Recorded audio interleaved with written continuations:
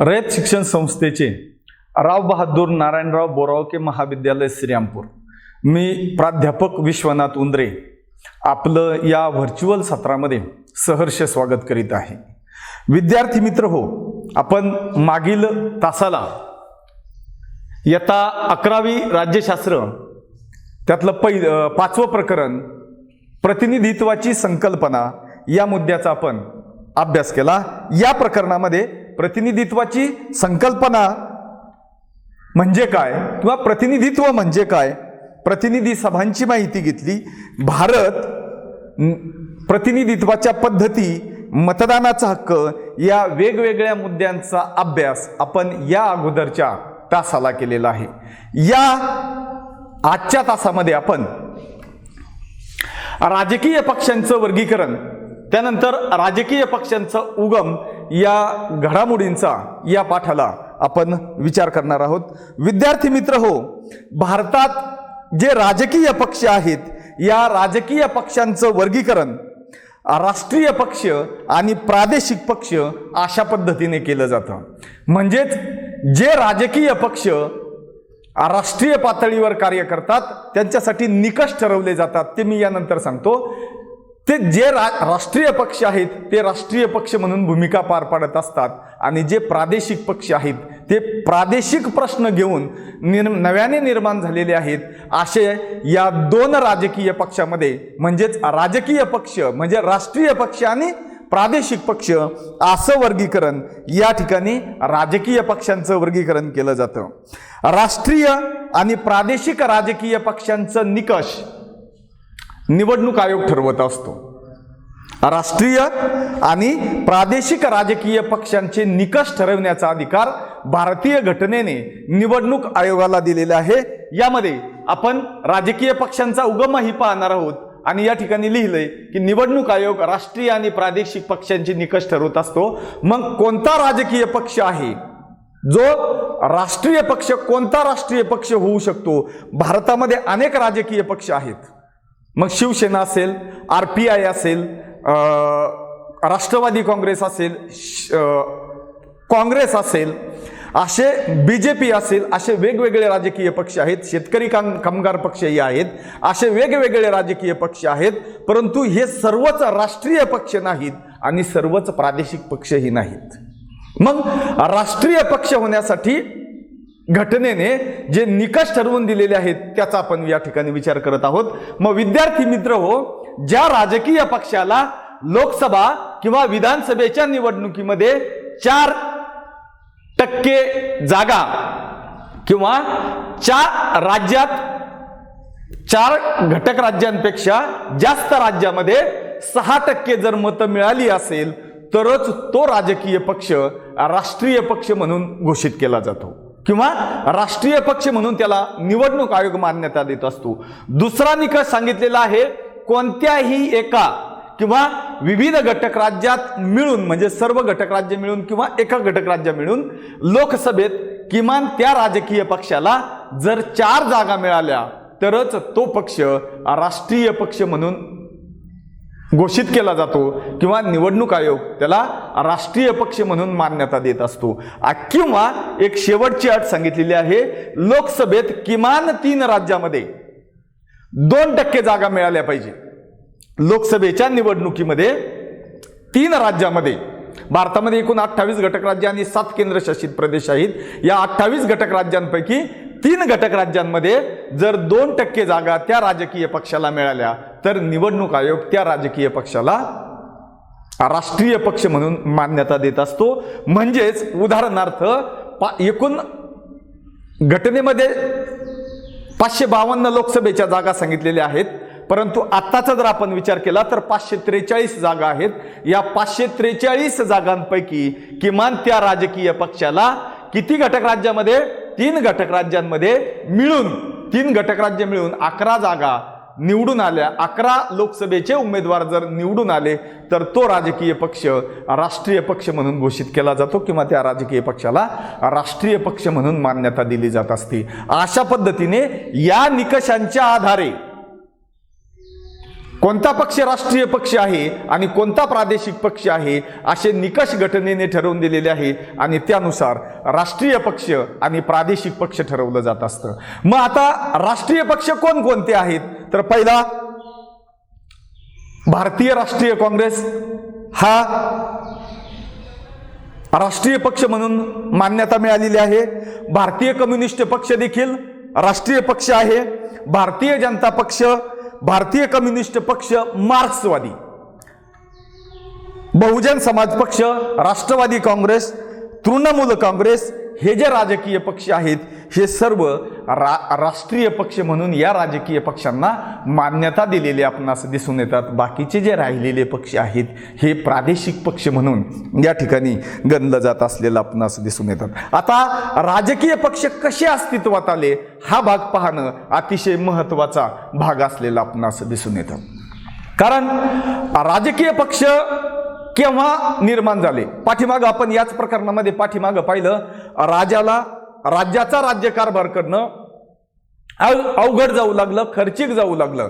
मग ज्यावेळेस राजाला राज्याचा कारभार करणं खर्चिक जाऊ लागलं त्यावेळेस राज्याकडं राज्याचा राज्यकारभार पाहण्यासाठी लागणारा जो निधी असतो, खर्च पैसा जो लागतो तो जर कमी पडला तर राज्याचा राज्यकारभार करणं अवघड होतो. मग तो पैसा कर रूपाने जनतेकडून जर गोळा करावायचा असेल तर त्या कर रूपाने जनतेकडून आपण जो पैसा जमा करणार आहोत तो पैसा त्या जनतेने त्या कर रूपी पैसा भरण्यासाठी जनतेची त्याला मान्यता लागते तर आपल्याला पैसा गोळा करता येतो, अन्यथा पैसा गोळा करता येत नाही. मग हा पैसा जर आपल्याला जमा करायचा असेल, कर रूपाने पैसा जर जमा करावायचा असेल तर त्याला जनतेची मान्यता लागते आणि त्या काळामध्ये राजाला ही जनतेची मान्यता घेणं शक्य नव्हतं. मग राजाने काय केलं का त्या राजाने आपले प्रतिनिधी निवडले आणि त्या प्रतिनिधीमार्फत एका ठिकाणी बोलवलं आणि प्रतिनिधी बोलवून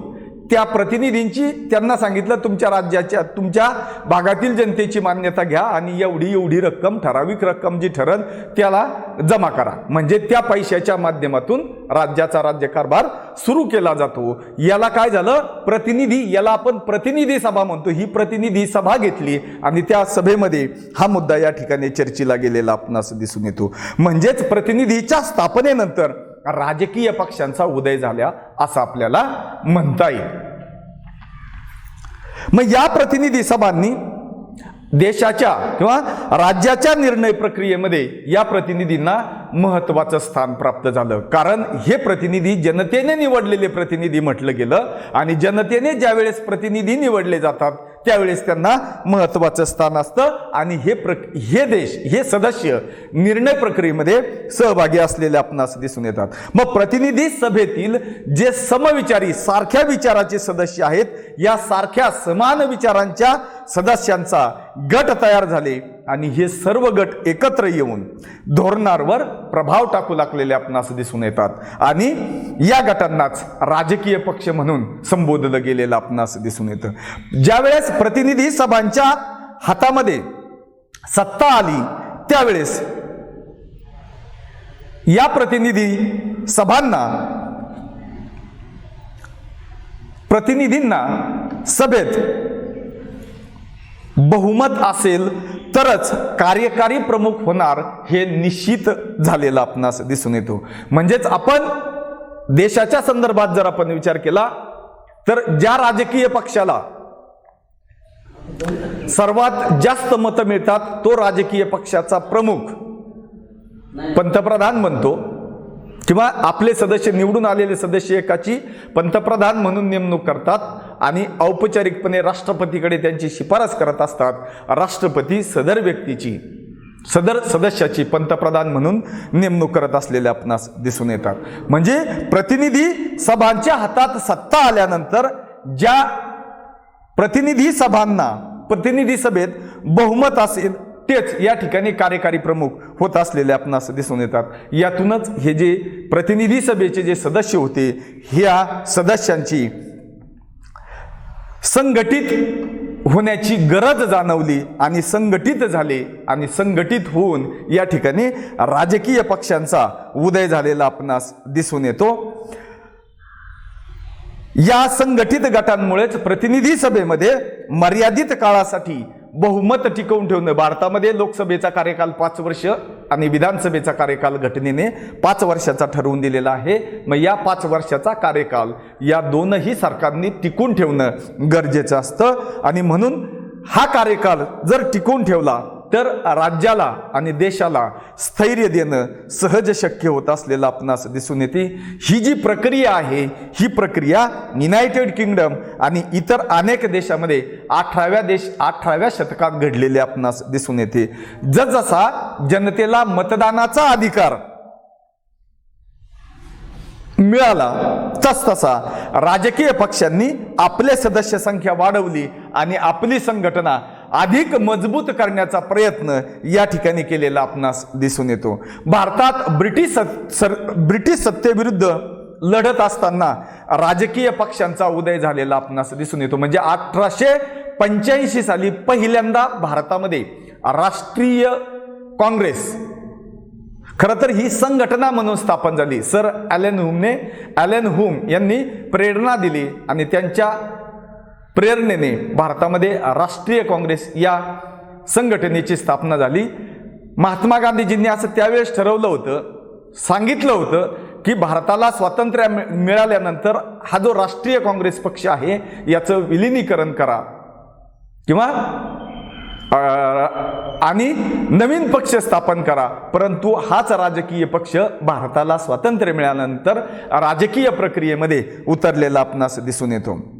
मग हा 1885 मध्ये भारतीय राष्ट्रीय काँग्रेस हा राजकीय पक्ष प्रथम अस्तित्वात आला आणि पुढे स्वातंत्र्य चळवळींनी या ठिकाणी भारतामध्ये ज्या स्वातंत्र्य चळवळी सुरू होत्या या स्वातंत्र्य चळवळींना गती आलेली आपणास दिसून येते.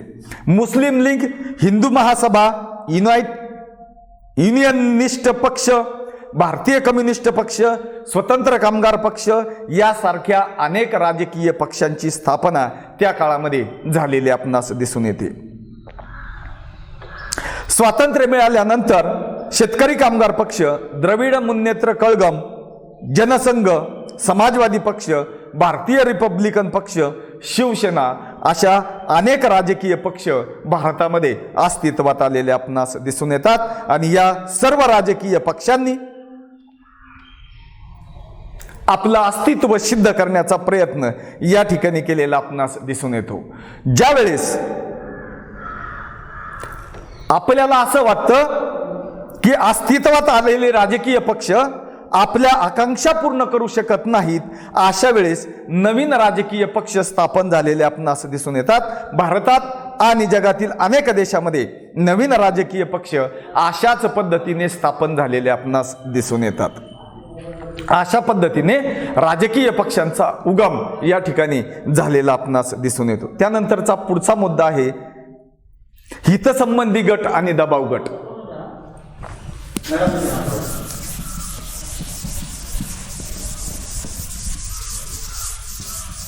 यानंतरचा पुढचा मुद्दा आहे हितसंबंधी गट आणि दबाव गट.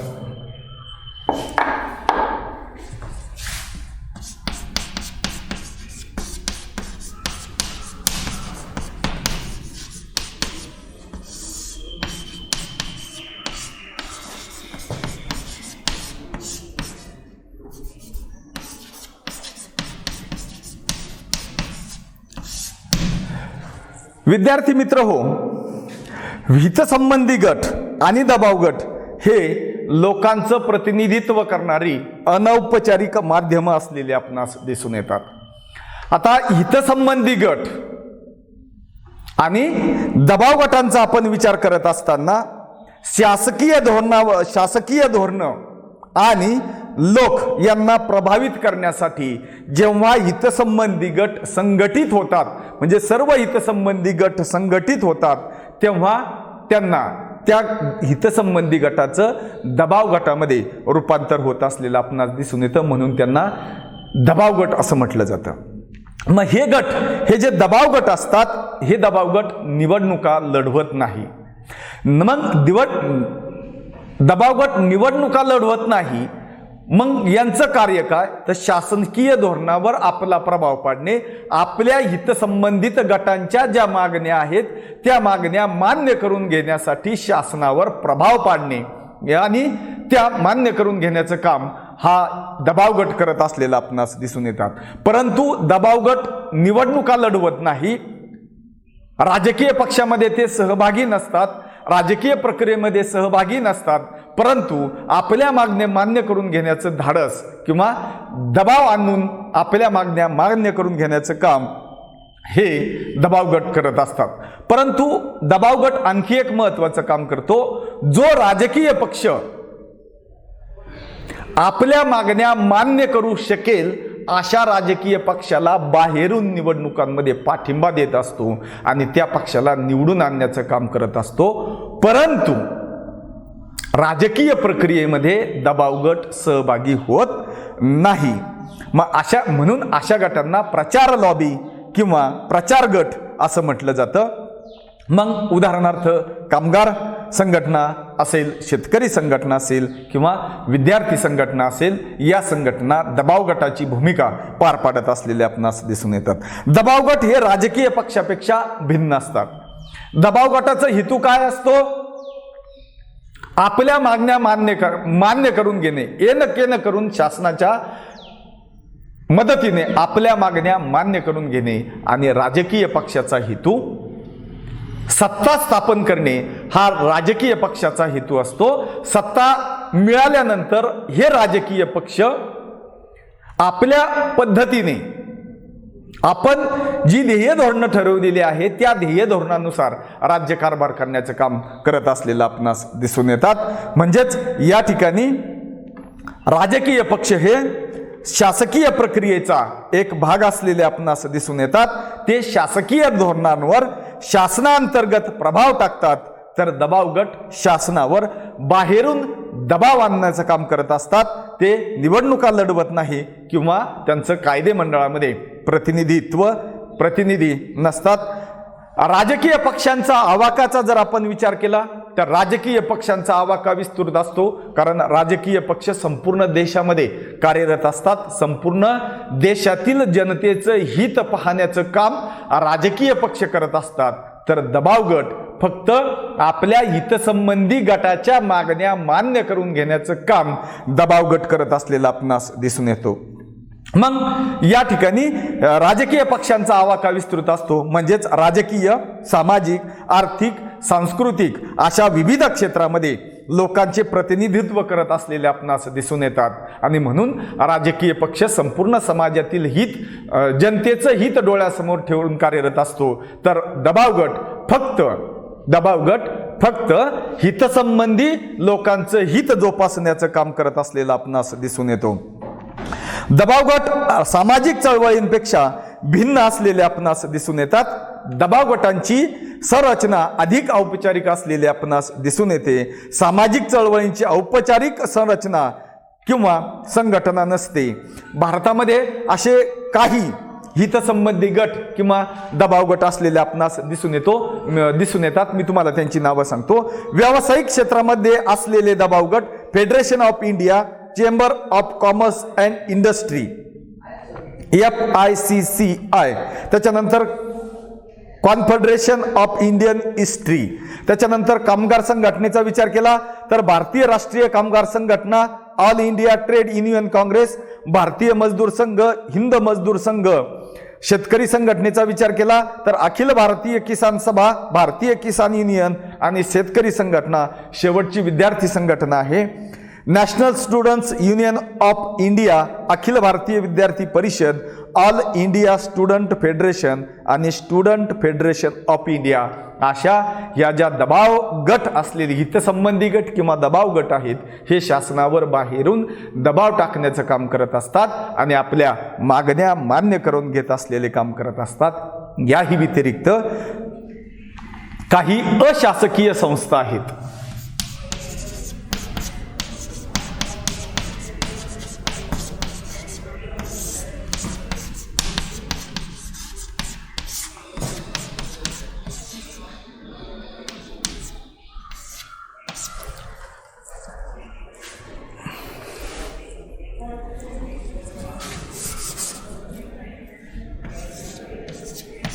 काही अशासकीय संस्था आहेत, या अशासकीय संस्था देखील महत्त्वाची भूमिका पार पाडत असतात। अशासकीय संस्था प्रतिनिधित्वाचे आणखी एक महत्त्वाचं माध्यम असलेलं आपणास दिसून येतात।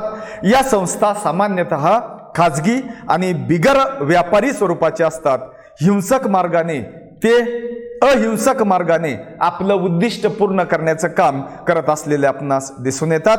विशिष्ट उद्दिष्टांचं संरक्षण करण्यासाठी त्यांचं कार्य चालत असतं। त्या क्षेत्रातील तज्ञ व्यक्ती त्यांच्याशी जोडलेले असतात। अशा पद्धतीने ही माध्यमं लोकांच्या आकांक्षांचं प्रतिनिधित्व करत असलेले आपणास दिसून येतात। अशा पद्धतीने विद्यार्थी मित्र हो, आपण या पाठामध्ये प्रतिनिधित्वाची संकल्पना हे जे 5वं प्रकरण आहे हे आजच्या तासाला या ठिकाणी संपलेलं आहे। धन्यवाद।